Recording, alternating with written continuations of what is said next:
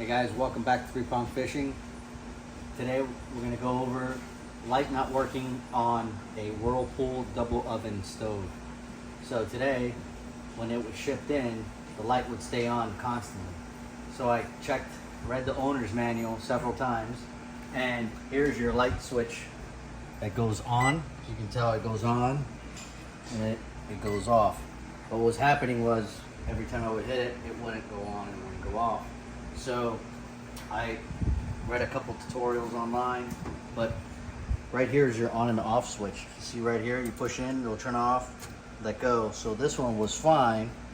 So it would use the door frame and it would push and it would turn off when the door is fully closed. So the one down here from factory actually came a little bent. As you can see, it's still a little bent. So check on that, and it's pretty hard to push in, they'll turn off, out. So what I did is I bent it this way just a little bit, so it is actually activated with the door when it's pushed in. So hope it saves you some grief or aggravation, and thanks for watching. Hit that subscribe button. Appreciate you watching.